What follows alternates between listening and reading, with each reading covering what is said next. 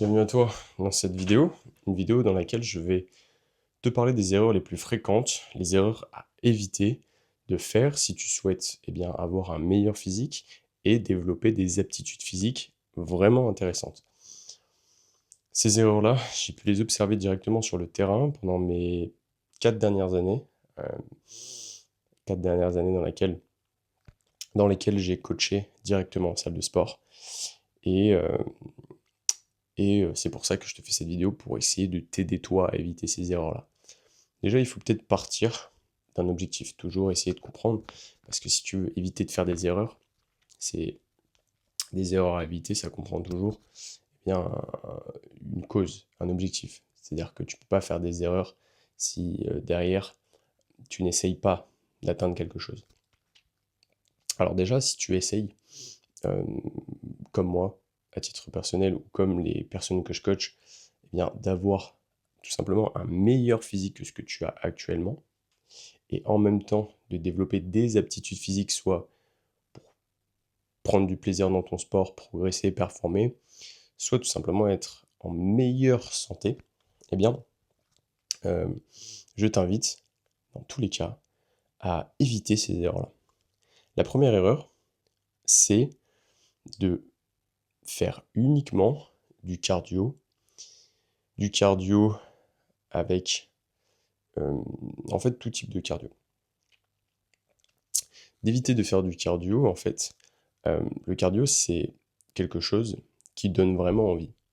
Aujourd'hui, quand on parle de cardio, quand on dit j'ai fait du cardio, c'est la solution euh, à de la perte de poids, c'est la solution à de la dépense physique, au fait de bouger, de sortir un petit peu de son milieu environnemental, et en même temps derrière la récompense de la fin de séance, du fait d'avoir achevé quelque chose qui était difficile. Après, il y a tout type de cardio. Il y a le cardio à basse intensité, il y a du cardio modéré, il y a du cardio à haute intensité, qui est réalisé plein de manières différentes, sur du tapis, de la marche rapide, des exercices variés, des appareils ergomètres. Voilà, on peut faire du cardio, on peut transpirer, on peut bouger, on peut faire même des sports de combat. Euh, et en fait, on va avoir une dépense énergétique. Et cette dépense énergétique-là, on essaye de s'approprier en fait cette dépense-là spécifique à des résultats en fait concrets, comme le fait de brûler de la masse grasse. Euh, Essentiellement, c'est souvent ça, c'est souvent à ça que c'est lié. Et en réalité, le problème de ne faire que du cardio, tu l'as déjà entendu parler, enfin tu as sans doute déjà entendu ce problème-là, c'est le manque de masse musculaire que tu vas avoir lié à l'exclusivité de cette activité. Tout simplement parce que, en fait, le cardio, comme c'est fait actuellement, dans laquelle en fait tu vas réaliser des séances où tu n'auras pas de stress mécanique et nerveux très important, même si à terme la fatigue nerveuse que va engendrer le cardio peut être problématique. Surtout si c'est du cardio à haute intensité, mais il faut savoir une chose. Le cardio à haute intensité, c'est la haute intensité cardiaque. Tu vas augmenter ton rythme cardiaque en fait dans ta séance, ce qui va avoir des bienfaits dans le fait d'améliorer le réseau qui va te permettre d'oxygéner euh, tes muscles et d'oxygéner ton système respiratoire pour pouvoir durer plus longtemps et être capable de répéter plus longtemps un effort. Donc c'est du travail d'endurance. Euh, le souci qu'il y a, c'est que faire du cardio constamment de manière exclusive, comme je le disais, c'est que tu vas pas forcément développer de masse musculaire dû au fait que le stress mécanique de ton système musculo-squelettique n'est pas assez suffisant. C'est comme ça. C'est le tissu musculaire qui s'adapte à une contrainte mécanique plus qu'à une contrainte métabolique. Et donc on va retrouver en fait des physiques de personnes qui font du cardio, qui seront quand même gras, qui n'auront pas de muscles, et qui en plus, eh bien comme ça ne se... comme le cardio n'est pas réalisé pour progresser par exemple sur de la course à pied, ou pour atteindre, je sais pas, ou pour développer l'endurance, pour pouvoir être un peu plus performant dans un sport, par exemple comme les sports de combat, comme un sport collectif, comme dans l'athlétisme par exemple, eh bien on va pas savoir vraiment où on en est finalement en termes d'endurance. Et en fait notre seule référence, ça va être les séances qu'on va faire à chaque fois, sauf que comme tu es toujours à haute intensité, tu seras toujours à haute intensité. C'est-à-dire que si tu prends n'importe quel format d'entraînement et que tu as pour objectif de te mettre une cartouche, si tu le gères mal, c'est souvent la problématique des gens qui ne font que cette activité-là. Si tu gères mal, c'est-à-dire que si tu n'apprends pas à gérer en fait le type d'entraînement donné, eh bien tu risques constamment d'avoir la sensation en fait d'être épuisé pendant le WOD. Alors du coup tu deviens addict un petit peu à cet effet-là, à cause ou grâce de base à la dopamine que cela apporte. Et du coup tu as envie de cette sensation-là plutôt que de construire réellement un bagage d'endurance. Donc, pourquoi éviter cette erreur-là, de ne faire que du cardio, et en plus de ne faire que du cardio à haute intensité? Parce que tu risques de te retrouver avec un physique qui manque de force et de muscles. C'est pas nécessairement ce qui va te permettre de perdre du gras, si, en tout cas pas plus que de l'activité, de la musculation classique par exemple.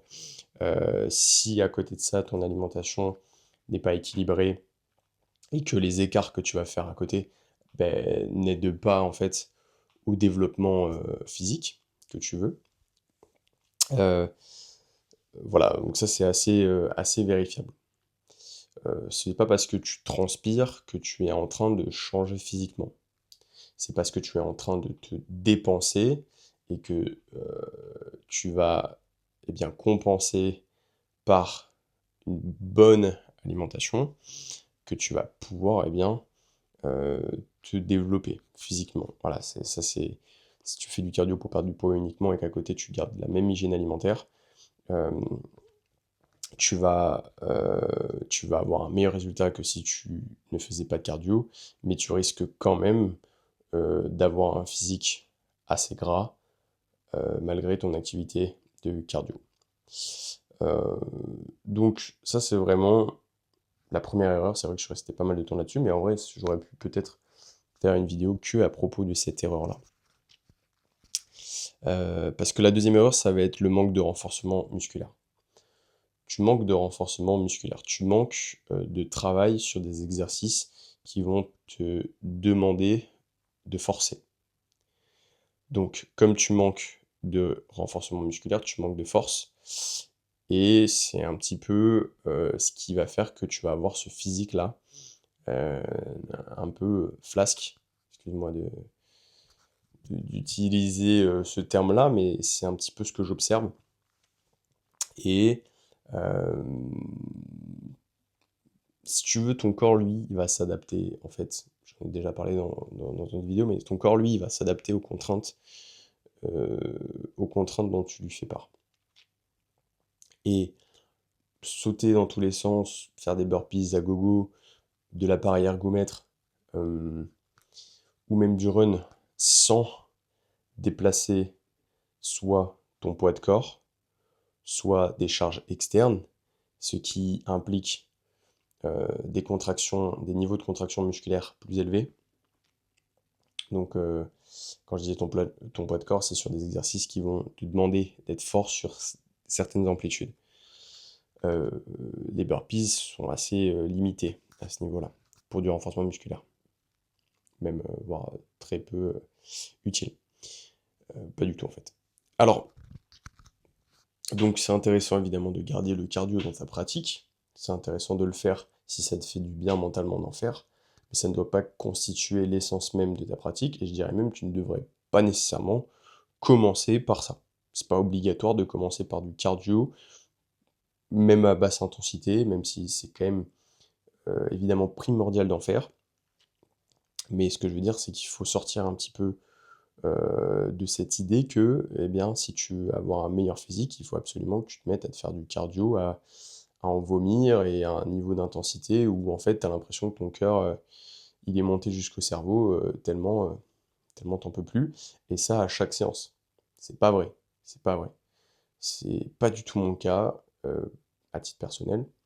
Euh, Ça fait des années que je pratique, que j'ai un physique qui est capable de réaliser pas mal de choses.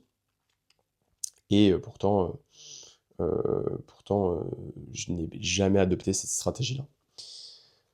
Par contre, ce que j'ai adopté comme stratégie, c'est une alimentation équilibrée, et ça, la majeure partie de mon temps, que je cuisine mes propres repas. C'est que même si à certains moments j'ai tiré sur la corde au niveau de la récupération et du sommeil, j'essaie toujours d'avoir un équilibre qui me permet d'être efficace dans ma journée.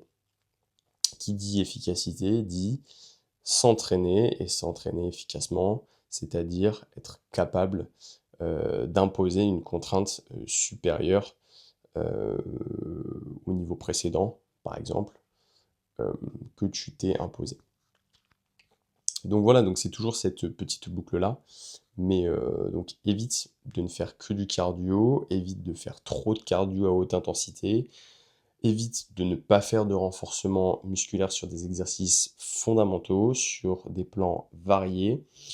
Évite de ne pas travailler ta force et de ne pas développer ton système nerveux, donc de ne pas être capable, sur des exercices de renforcement musculaire, d'un moment donné, eh bien, déplacer une charge supérieure qui te demande réellement de forcer, ou de développer des exercices assez phares, entre guillemets, comme des pompes, des tractions,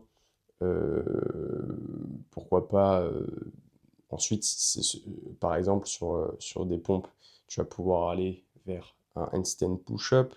Sur des tractions, tu vas commencer du tirage horizontal aux anneaux ou à la barre pour aller vers des muscle-up. Ça, c'est vraiment, tu vois, toute une progression à avoir par la suite. Euh, Pourquoi pas des sprints? Pourquoi pas, voilà, ce genre d'activité-là qui te demande un influx nerveux important, même sur des exercices de musculation comme du développé couché, du squat, du soulevé de terre. Voilà, donc évite de ne pas faire ça. Vraiment, c'est très important que tu évites de ne pas le faire. Voilà. Et je pense que déjà, si tu essaies de réorganiser un petit peu ta semaine pour augmenter ton renforcement musculaire, et puis évite en même temps de ne pas prendre en compte ton alimentation. Et évite, surtout pour terminer, euh, de faire du sport pour compenser. Et encore, j'ai envie de te dire, de faire que du cardio à haute intensité sans charge pour compenser un mode de vie euh, complètement déséquilibré d'un point de vue alimentaire.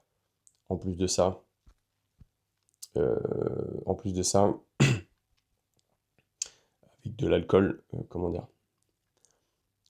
en plus d'un mode de vie déséquilibré sur le plan alimentaire, euh, eh bien évite également de te mettre des charges tous les week-ends ou 1 à 2 fois par semaine. Moi, je te dis ça simplement si tu souhaites avoir un meilleur physique et développer des aptitudes physiques cohérentes. Maintenant, si t'en as rien à faire et que tu veux faire du sport pour compenser en fait ton mode de vie, parce que c'est comme ça que t'aimes réellement vivre, fais-le. Fais-le, y a pas de souci. Maintenant, si tu ne fais pas partie de ces personnes-là, eh bien ne le fais pas. C'est aussi simple que ça. Euh, Ce n'est pas un jugement, c'est des faits. Et ce que je t'encourage à faire, c'est tout simplement d'entreprendre des actions qui sont cohérentes par rapport à un objectif, et d'éviter de te retrouver de l'autre côté du mur, ce qui t'empêchera d'avoir la progression que tu veux et te confrontera directement avec la stagnation. Et qui dit stagnation, généralement, dit perte, petit à petit, de motivation, d'intérêt et de constance. Et ce qui va mener tout droit vers une déperdition de toi-même. Ok? Alors, évite ces erreurs-là et ça devrait bien se passer. Ça devrait bien se passer. Maintenant, effectivement, c'est des paramètres qu'il faut savoir prendre en compte pour constituer un entraînement qui est intéressant pour atteindre un objectif le plus rapidement possible. Et ça ne veut pas dire que atteindre un objectif le plus rapidement possible, c'est comme toi tu l'imagines dans ta tête. Comme j'entends des personnes, ça fait 1 an qu'ils font des aérox, dire j'ai envie de faire les championnats du monde aux aérox. C'est arrogant, c'est pas de l'ambition, c'est arrogant. Parce que tu ne prends pas en compte réellement le temps de travail que ça demande, et d'autant plus que il faut avoir quand même euh, quelque chose qui, tu vois, si t'as jamais fait d'aérox, ou alors t'as fait un aérox en duo, mixte par exemple, et que vous avez fait un temps sympa, mais qui n'est pas performant, n'est pas l'arrogance de dire que tu vas pouvoir participer au championnat du monde d'aérox, travaille pour le faire. Voilà. Et je pense que c'est tout. Donc évite aussi de trop parler. Mais n'hésite pas à projeter un petit peu tes objectifs et à savoir clairement ce que tu dois faire pour y arriver. Donc comme je disais, comme c'est des paramètres à prendre en compte, qu'il faut savoir les jauger, qu'il faut savoir les intégrer, les mesurer, avoir un retour dessus et puis les appliquer, c'est un métier. Ça s'appelle le coaching. Alors, si t'as pas envie d'avancer à l'aveugle, tu peux cliquer sur le lien dans ma description. Sinon, tu peux simplement t'abonner, aimer cette vidéo, et ce sera déjà un soutien euh, qui ne se néglige pas. Voilà, j'espère que cette vidéo a pu t'aider. Moi, je te dis à la prochaine. Ciao soldat, et n'oublie pas, sois toi, mais en mieux.